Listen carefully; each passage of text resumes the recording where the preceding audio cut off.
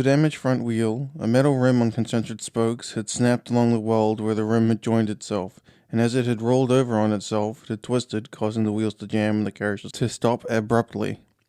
Daniel was standing in front of the wheel with both of his paws on his hips, staring up at the damage. "What am I going to do?" asked Daniel. Samuel, still a little woozy from the hit to the head, walked up to him, put his paw on Daniel's shoulder. "We could try and bend it back," said Samuel. "How are we going to do that?" asked Daniel, flummoxed. "I've repaired plenty of wheels in my family's workshop," said Samuel. "All we need is a hammer and some heat to be able to bend it back into place and join it back together." "Can I check in your trunk?" asked Samuel. Daniel blinked, pulling his hat from his head and twisted it between his paws.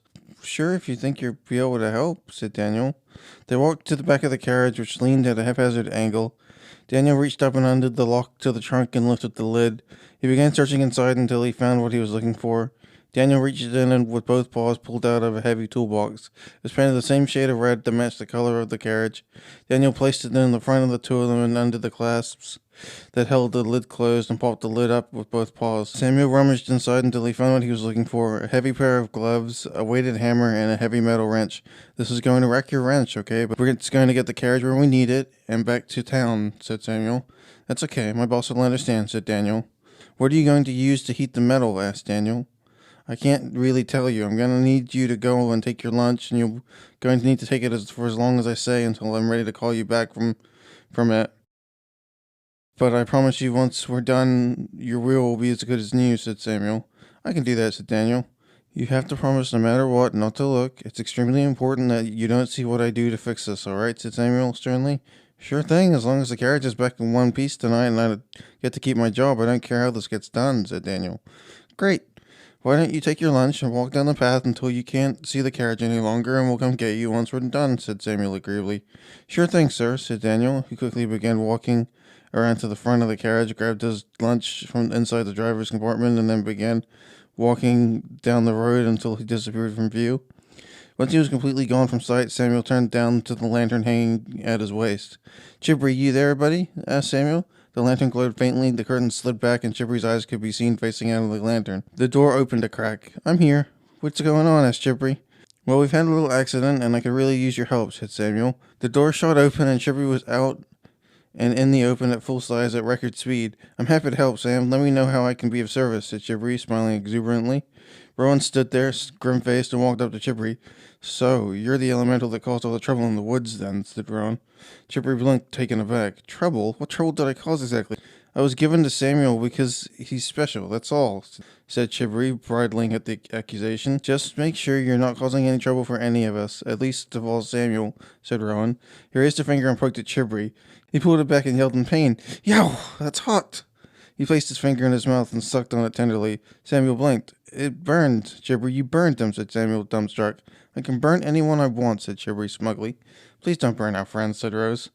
Chibri deflated. "He's your friend?" asked Chibri, looking up at Samuel. Samuel nodded. "Yes, he's leading us on our trip to find the Amberstone's parents," said Samuel. "You two be nice to each other," said Averly.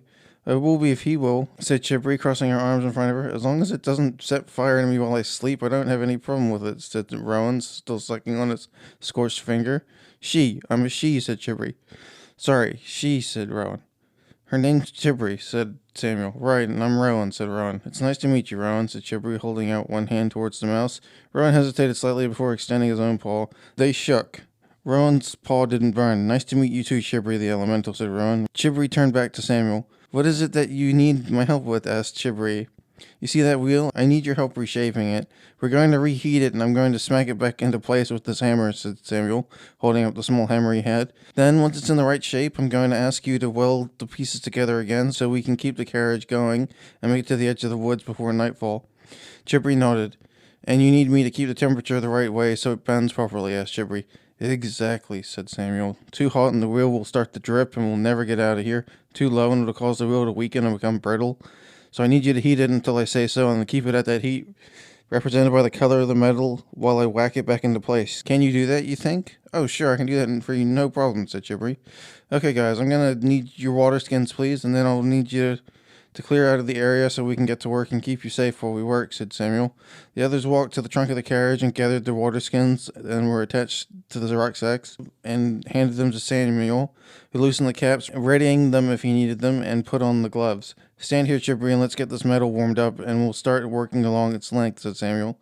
They worked methodically from the least damaged end, with Chibri heating it with her body until it glowed white, at which point Samuel told her to back off slightly to keep the heat level. Then Samuel would come in with the hammer, working the damaged wheel from the least damaged end, working it closer and closer until the two formerly twisted tips once again sat flush against one another.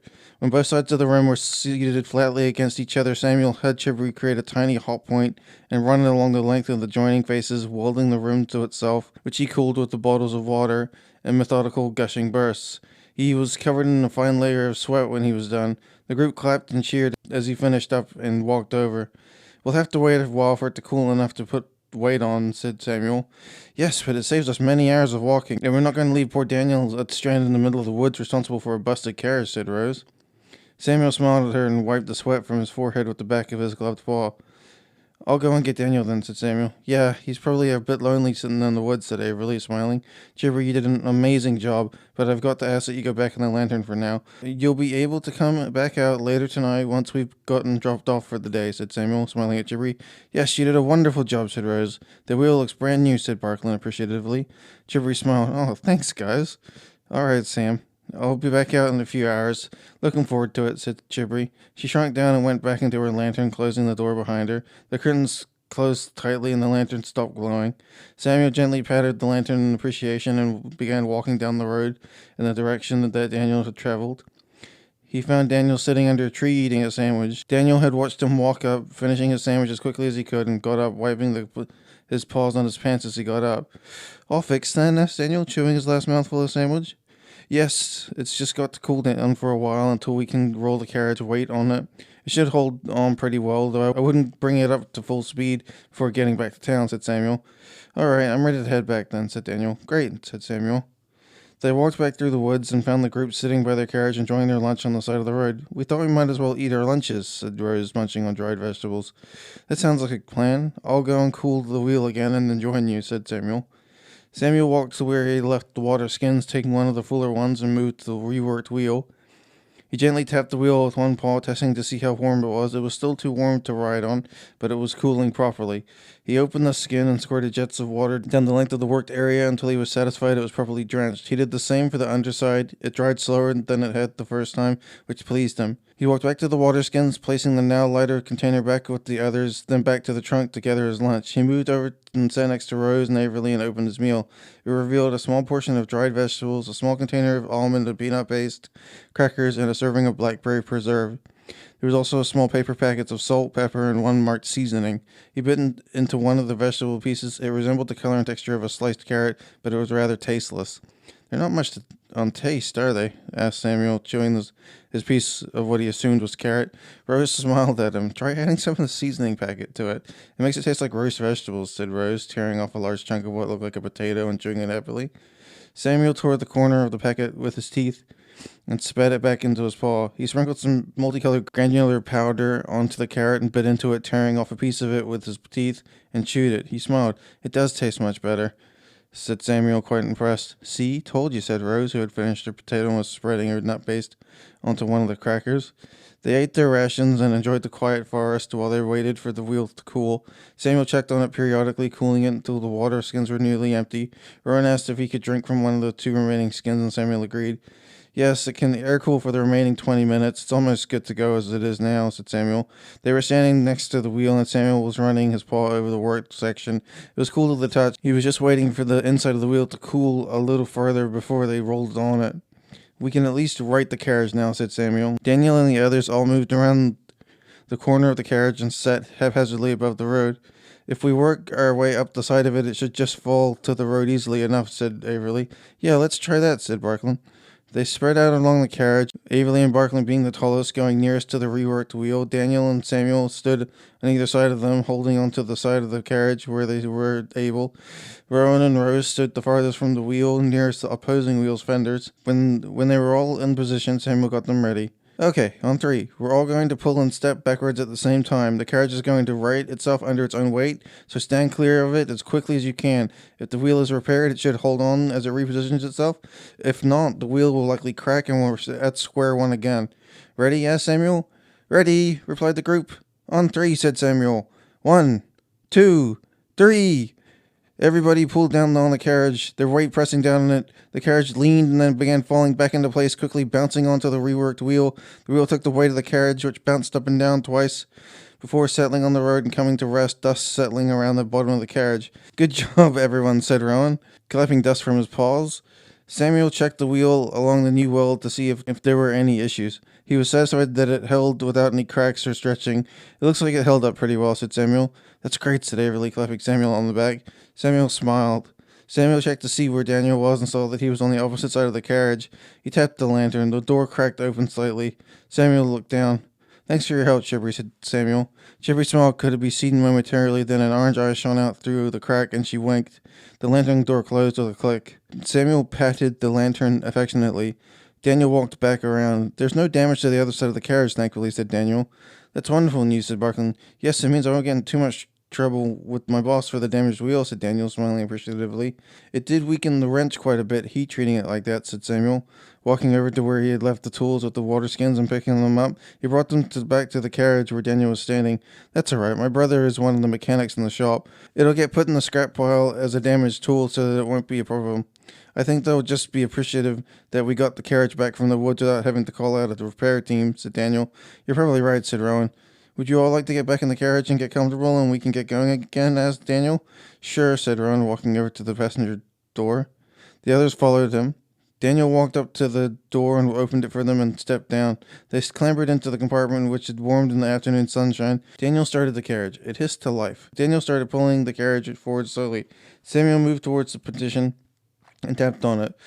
Daniel turned back to face him. Go slowly for a while. Let the wheel warm up slowly against the road until we're sure it can handle the weight of the vehicle, said Samuel. Gotcha, said Daniel. Do you think we could open some of the windows for a bit? Asked Rose, fanning the air in front of her. Sure thing, said Daniel. The windows in the compassion apartment lowered slowly and cool air entered swiftly.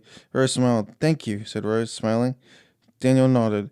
Do you mind if I keep this open for a while we get going? Asked Daniel, motioning to the partition's opening. Best thing to do until we get dropped off, I think, said Samuel. Daniel nodded again.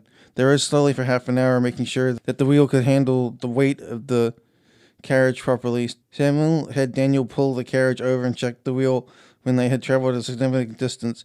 He ran his fingers over the wheel to see how it held. It was holding strong. Chibri had done an excellent job. Samuel got back into the carriage and closed the door. How's it looking? Asked Daniel, worried. It's looking good. We should be able to go faster. Go with your gut and let's see if we can get it to the end of the road by nightfall, said Samuel. Sounds good, said Daniel.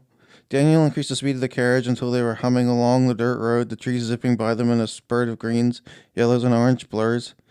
Samuel gathered that they were traveling at roughly half the speed the carriage could travel, and that suited him just fine.